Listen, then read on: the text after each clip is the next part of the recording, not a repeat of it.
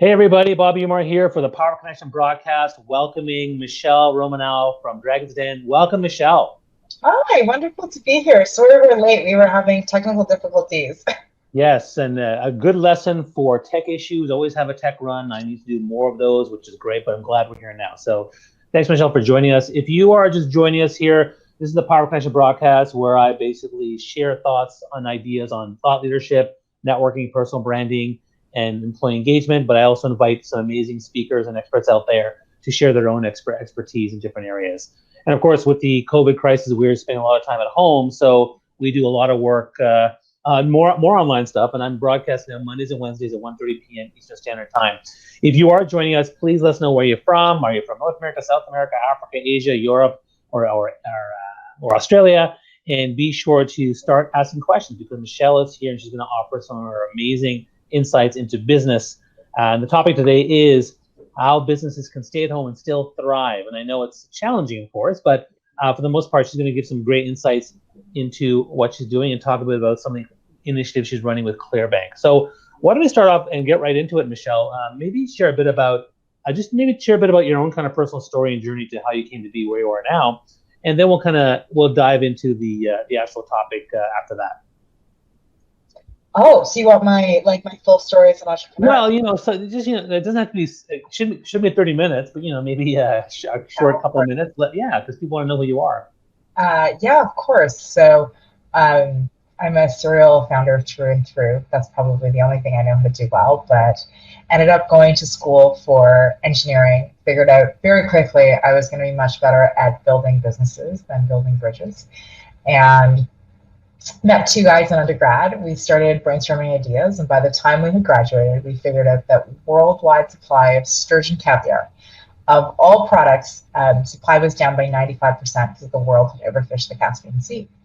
So you're crazy enough to move to the east coast of Canada and build a fishery from scratch. That's everything it sounds like. Boats, fishermen, my hands knee deep in fish, like the whole 9 yards. And our thesis was right. Chefs couldn't find the products if they loved it. Unfortunately, that year we went into a giant recession in 2008, and I was 21 years old and selling the world's most superfluous luxury product. And so, that was a great set of learnings to be there. I tried a bunch of other businesses that didn't work.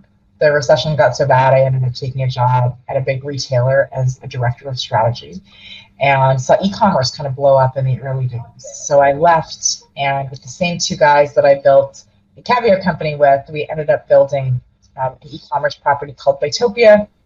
Went on to acquire a bunch of different competitors. We were the ones that rolled up a ton of different players in Canada, and that company should go public at the end of hopefully this year. From there, built another app called Snap Saves that digitized paper coupons for consumer packaged goods products. And that company was bought by Groupon in 2014. After that, a couple of interesting things happened. I ended up joining the cast of Dragon's Den, which is the Canadian version of Shark Tank for the Americans out there. Right. And doing a couple of public boards. And it was really interesting. It's pretty rare you get an incredible idea from reality television. But in my case, it was really unique because the way we film the show is we see 300 pitches in 17 days, just like back to back to back. And I basically saw all of these entrepreneurs that were coming on the show, giving up big portions of their company to go grow. And today what go grow means is really going to buy Facebook and Google ads to go get digital growth, especially if you have an e-commerce store. And so, these founders would come on the show and they're like, look, we're willing to give up 20% of our company for $100,000. And I remember saying to these founders, why don't we try a new deal today? Why don't I give you the $100,000 you're looking for? That instead of taking 20% of your company, why don't I take 5% of your revenue just until you pay me back $106,000. So I was getting my $100,000 back plus 6%. I wasn't charging very much for my capital. But I said, look, the one trick of this is that I really want to see your Facebook and Google ad spend because I'll know what I'm looking for because I was in e-commerce for so long. And It's crazy because that was effectively what became the first Clearbanc deal on the show 5 years ago. Last year, or today, Clearbanc has invested about $1 billion into Wow. 2,200 different e-commerce companies, making us the largest e-commerce investor in the world, I think, right now. And so we think that's pretty cool. We've been able to see tons of users grow. Getting capital has been a huge constraint. Our capital is available. We just plug into your data sources. We don't do personal meetings or pitches or any of the things that's traditionally required for VC. And we want to give founders a non-dilutive way to grow. So that's a little bit of my story. That's awesome. And again, I've been following your journey because we met a long time ago at a Shad Valley event, which is a program for geeky high school kids. And I've been following your journey along the way, which has been great. And now that you're such a great successful entrepreneur, and now here we are stuck at home. How are you generally coping with this just in general? How's it going for you so far? Because I know it's hard for a lot of us. Yeah, I mean, I'm not gonna lie. It's incredibly challenging. I think, I try and put it into perspective. Like, we are going to probably witness one of the greatest health crises of our lifetime now. Yeah. And there's going to be an enormous amount of suffering that comes with that. I am not a frontline worker, so I have not seen how devastating that this can be. But that's not saying it's easy. I mean, I'm running a company with 200 people, and we're all trying to work from home.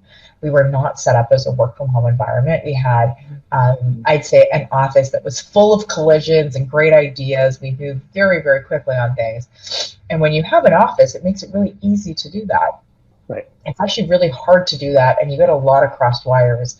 People are like, oh, tech companies are like all online all the time. It's like, there's more human element than that. And so when you're trying to move quickly, when you're trying to move in a crisis, when things in the economy are changing pretty fast, it's actually been really tough to run a company online. But we're just, figuring out day by day how to do that.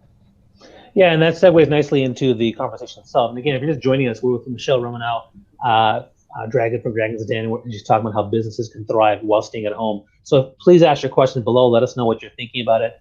I'll start off with maybe some general ideas on, a lot of us who are staying at home and trying to, run our businesses, we are, I think, struggling. I mean, I can say personally, for me, it's been a big shift because I'm a speaker by trade. So all my events have been canceled. So yeah. I've actually all of the events have been canceled, period. Yeah. So I basically have shifted to consulting and coaching, which is not my normal thing I do, but that's what I'm trying to do now because there's not going to be any events for a while. So, but what are some of the general things that people need to be thinking about and doing as they try to adapt and cope with this new situation and try to thrive with their businesses? Yeah, I mean, I think you need to move from what is a fixed mindset to a growth mindset. It's really, really easy when we are in especially hard situations to be like, okay, this is happening to me. I can't prevent this. This is like really tough. To transition to that into like, what is this teaching me? How can I learn? And how is this an opportunity to make it better? And that sounds kind of a little cliche, but it's really true. And this is going to give us all an amazing opportunity to look at our businesses, to look at it's giving us time to think about and invest in the things that we should do. And so I think there's kind of a couple of stages. I think the first stage, if you're a business owner, is to like really think about the like, are you in a zone of like safety, let's call it, right? Like, do you have enough cash flow to get you through the next couple of months? Do you need to cut costs? Do you need to find government funding? Like, what do you need so you're not falling off a cliff today? And then as soon as you're out of that kind of zone of what I call psychological safety, it's how do I use this as an opportunity to build something bigger and better? Because incredible companies have come out of recessionary fears because it forces so much efficiency. And so then really taking advantage and leveraging that, I think, is the most important thing. No, I appreciate that. And, you also, one of the things I know you work on is you've talked about this on Instagram, but you talk about, putting together a 30, 60, 90-day plan for founders. So, from your perspective, what is that? What is the 30, 60, 90-day plan for founders during this time? Yeah, I mean, I think that's what I just described. It's 30 days is how do you get into your psychological safety zone, right? So that Got is it. like, That's the first part. what do you have to do? Do you have to renegotiate your lease? Do you have to get government funding? Do you have to cut some of your payroll? Like, what do you need to do so you can continue to survive for the next 3 to 6 months that puts yourself in a position? And there is varying degrees of how much businesses have been harmed in cycles like that, right? If you look at any brick and mortar business, I mean, they looked at their revenues going from, whatever they were to basically zero. And I certainly have companies in my portfolio that were close to travel that look like that. And then, there's issues like e-commerce that have been, kind of pretty stable actually, because people have been buying more things online. Right. So that's kind of the first thing. And then, 60 days is like, how do we start thinking about opportunities? And 90 days is how do we start executing on those opportunities? Got it. Okay. Well, if you are here just joining us, be sure to comment. If you like what you're hearing from Michele, be sure to like, clap, heart, and light bulb. Be sure to tag people join the conversation. There's a lot of people here asking questions. So let me just dive into some of the questions if you don't mind. So first question from Amit Sharma says, do you think that people will still require commercial office spaces? So there's many varying views on this. My view is 100%. I think we will learn. I wasn't an enormous fan of work from home. I mean, if you want to work from home one day a week, and if you need to get stuff done, and if it fits into your lifestyle somewhere, I have no problem with that. But I think generally, being face to face and having these collisions where you can solve problems in the same room and grab people, I have never missed that more. And I'm not sure if it's so I think I've actually become a less big fan of work from home versus a more big fan. I mean, it's doable. It is completely possible. I mean, we're all doing it to sit in front of your computer and to do 10 hours of Zoom calls a day. I just don't think that's the most productive use of time. And I think when you are a high growth startup and you are trying to grow really quickly, it's really, really hard to solve big problems that way.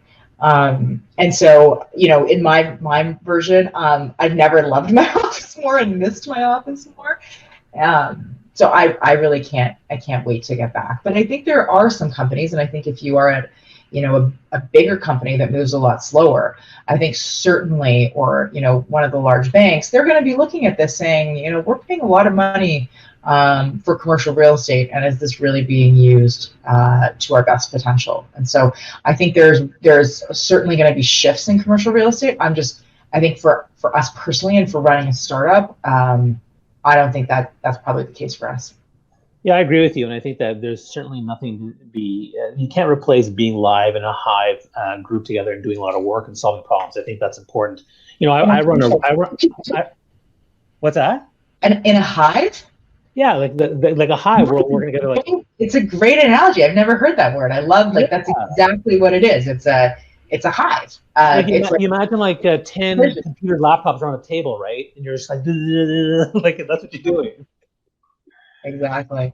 So, I like that. I think it's really important. I think that I work from home with my team at DYPB, so we're all remote. But I always say we need to meet in person live because we get more stuff done. Next question. There's lots here, so people are engaging here. What are the challenges an entrepreneur such as yourself during COVID? How do you motivate yourself? I think I don't think about like motivating myself as like need to motivate myself. I think routine and structure can do a lot of the like motivation for you. Like I have a list of like stuff that I have to do. I probably should show you that one because that's a real list. But whatever it is, like I have Post-its exactly like this size. This is about the amount of stuff that you can do in a day. I like get up and then it's like, okay, I just got to get going. And I have a schedule, and I have a kind of like I try and be a ruthless prioritizing, right? Like if there's only 3 things I can do today, what are those 3 things? And like, am I doing things that genuinely move the needle forward? And so, and then you have, little successes build on top of each other. So recognizing those early wins and getting excited about solving problems. But look, there's no, all of us experience like different waves of motivation. I think for me, it's just like the routine of like, getting started, trying to like knock these things out and like pushing them forward, and then that kind of keeps me on this wheel that really keeps going. Yeah, no, I appreciate that. This question's from Daniel Bielik. He says, my question would be, if you're a new graduate from a BBA program like myself, What do you do in this difficult job market? Get new skills, take courses, books, entrepreneurship? What do you think? Yeah, I mean, I would use this as like an incredible opportunity, right? You can use this as an opportunity to be like, these are the things I didn't learn in undergrad that I'd really love to do, right? Congrats on getting the BBA. Maybe you want to add like some coding experience to that. Maybe you want to work on building your own business, which I think is an incredible thing to do. Um, or maybe, it also depends on your financial situation. If you can be Right. like, I have a couple months to continue to invest in myself, that's a great thing to do and see how the job market recovers. Or then it's being really creative about who you can find to work for. The other thing is like companies are going to look at talent very, very differently in the next period of time. And so, being really creative about who your dream employers are and reaching out to them, I think is the right thing to do at this time. Yeah, that's great insight. I think a good point you made was having a support system. If you have a strong support system, it actually gives you an opportunity to take even more risk and maybe start something even more bold and daring. So I highly recommend that. That's Yeah. great. Another question by Sweet and Shy Cakes. I run and operate a small custom cake company called Sweet and Shy Cakes, and operations are closed for now. What should some of the key components we should focus on in the present, knowing that this is a long-term pause for us? They're looking for some useful ways to keep momentum going now that the online space is becoming more crowded. Maybe top three priorities. Yeah. So I think that now is like a great time to look at like if you can build an e-commerce business. Like we are not going in store to get cakes, but we are certainly sending birthday cakes to everyone that we can't celebrate and to every friend. And so building out that now I think is a wonderful time to do this and to think about how you want to build out that part of your business that can pay dividends for years to come, right? I know all of us try to do our best to send, birthdays and congratulations. And if it was a really easy service, I mean, I would be sending cakes all the time. Who doesn't like to get cake? Come on. Sure, I love a cake. I love a I nice love lemon it. cake. That'd Yeah. be great.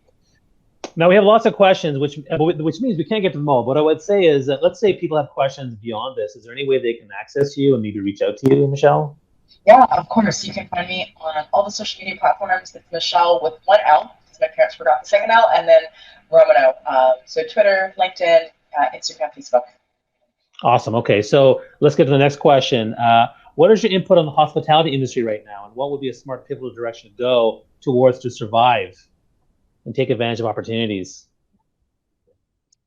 Um, so hospitality is like a very it's a very, very big category. And so Yeah. let's maybe start with travel. I think travel is going to be affected for quite some time, and my guess is that we're probably not going to get to international travel levels for maybe the next 2 years. So I would look at alternative ways. I mean, I've heard really creative things around even Airbnbs being used for frontline workers or different other things, like being creative around that.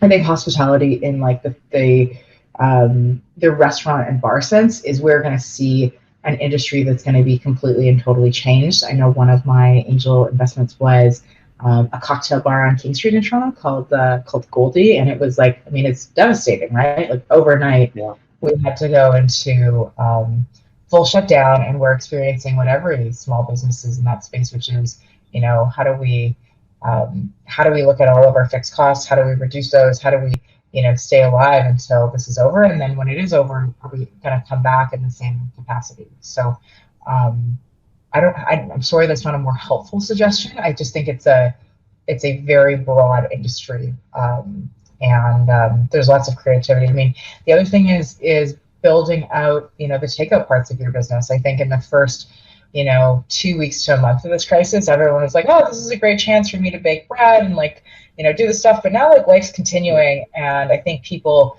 that have been used to eating out and used to restaurant options for a long time will still continue to want that. And so it's, many of these restaurants already had 20 to 30% of their businesses coming from the takeout platforms. And so I think it's a great time to look at building that out if it's economic for you. Yeah, that actually brings me to another question. Like, there's so many different side industries that are going to be impacted. You mentioned they mentioned hospitality, of course, restaurants, hotels. I'm thinking like salons and spas. Like, I can't go for a massage anymore. Like, I mean, it's going to be so difficult. There's so many different industries going to be impacted. So, it's going to be interesting to see how it all comes about, which leads to another question by Daniel Lewis, which is, after all this crisis, do you think we're going to have a big boom in the economy? So things go really down and then it's going to boom back. What's your thoughts on kind of the recovery and the boom afterwards? I'm not an economist. I think that the initial assessments was that we would have a V-shaped recovery, which means we would drop and then go right back up. I think this virus is far more difficult than we really understand right now. I think we are still, decently far away from, whether that's 18 months or, a year or 2 years away from a real vaccine. I think even when we start to open up, it's very real that we could get second surges of these things. I think most people are pretty aligned that, this summer might be okay. We might start going out with some social distancing still. And then in the fall, as when cold and flu season always returns, we will get another second wave of this, which will cause us to have more repercussions. And so I think we will have to get into the stage where we are testing people. I mean, if two people have antibodies for COVID, I mean, you can certainly get a massage then, because it's like we both have had it. Right. And I think we are going to need a system for doing that, and we're going to need mass testing to do that. But yeah, I mean, those are all things that I missed like everyone else, right? I joke, I gave myself a pedicure last week and I was like, wow, this is I haven't done this in a while. Yeah, I mean, I cut my daughter's hair the other day. It's like, oh man. Yeah, everyone's cutting each other's hair. It's kind of amazing in a way, because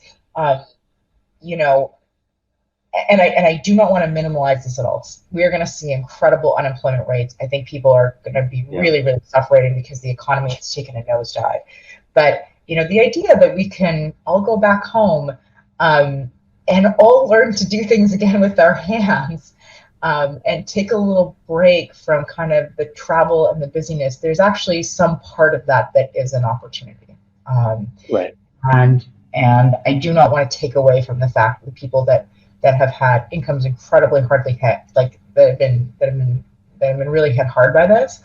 But I think generally we can, even in really tough circumstances, we can use this as like an opportunity of, what can I learn and what is this going to teach me? Appreciate that. And again, there's lots of people commenting like crazy, lots of questions. So I know we have less time, but I want to answer as many questions as possible. Here's a side one. It doesn't matter what the comments say, if they're good or bad or what. So next question is, what are your perspectives on the Google and Facebook business rating review systems? What value do you put in them, if any? Should business invest time in getting positive Google reviews when a few bad reviews can affect your score? Yeah, I think the review systems are generally here to stay. I think if you don't invest in them, you end up having to invest in them later. So what I mean by that is, like, eventually when your business gets big enough, people are going to leave reviews. The problem with reviews is always negative bias. I mean, people rarely take the time to leave something positive, but when a negative experience happens, they have plenty of time to go trash your brand, which means that you should probably invest in it early. It doesn't have to be a huge thing. Take some great customers that have had experiences, ask them really nicely to share reviews with you, because I do think it's an asset you need to build out. Appreciate it's that. It's kind of one of those just like things you got to do. Yeah. This question I think you'll like, because I know you're passionate about women entrepreneurship. What advice do you have for female e-commerce entrepreneurs looking for strategic guidance? This is from Lauren Nunziata. She wants to know, what advice do you have for female e-commerce entrepreneurs looking for strategic guidance? Oh, hi, Lauren. Lauren. Nice to meet you, Lauren. Well, look, I think it's a great time to be building an e-commerce now. Most of, people are now learning to shop at home. My parents, ordered online groceries for the first time in their life 2 weeks ago, and so we are bringing more shoppers online than ever before. And so I think it's a great time to build. I know that if you're interested in funding, Clearbanc would love to take a look at your business. We have plenty of resources and partners in the ecosystem, and so just feel free to reach out. Awesome. Both of us are former engineering students, and here's a tech question. Businesses in general, for people just for starting in the high tech or engineering sectors where a large amount of capital is needed, how does one go about getting a business started in that kind of situation? Yeah. So, I mean, I think like raising capital is really tough. I mean, it's really the reason we built Clearbanc, because it's actually incredibly hard. Even if you are a serial entrepreneur of sold companies, fundraising is still one of the hardest parts of your job. And I think markets have gotten actually even more challenging in the last month. Typically, to do a really good equity fundraise, you need a couple of things. You need an incredibly compelling story and traction and metrics. You need to be able to do a roadshow, which means you need to be able to talk to a lot of investors in a short period of time, so you can get a bidding war going, and that allows you to get the best possible deal from the investors that like you and you like them. All of those things became way more difficult. I mean, most equity investors have pulled back, completely, if not incredibly significantly, because they're really scared of what's happening in the market, and they have nothing but time to kind of figure out what's happening before they start making bets. The next thing that's really playing against you is that you cannot go meet people in person. This is a way bigger deal than you would think. I mean, when you're getting an investor, you're entering into a long-term marriage, and so really understanding and getting to know that person is really critical. And so unless you have a lot of pre-existing relationships, it's very hard.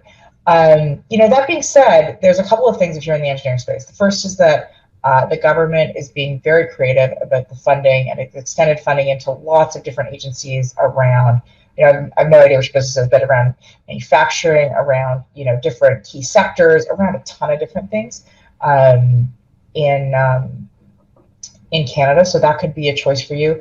I would always encourage you to look at options that can be lower capital intensive up front. And so kind of the beg, borrow, steal, rent, figure out how to get that, early traction in place without using a bunch of capital at the beginning.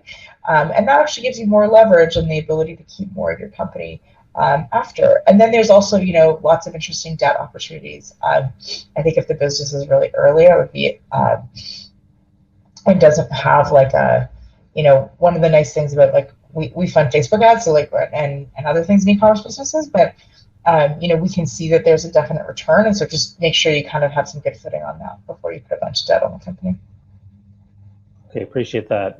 Let's talk a bit about Clearbanc again. You're doing some great work with them. One of the things I wanted to learn more about is the Clearbanc Runway. Can you explain that to me so I can understand how that works? Yeah, so one of the things that we were seeing, so we, invented a product that was like, look, we can fund ad spend cheaper than venture capital equity. So our capital costs 6%, the VC process will take you 3 to 6 months to change, and that was our original process. And then we expanded that product into being able to fund inventory and other expenses.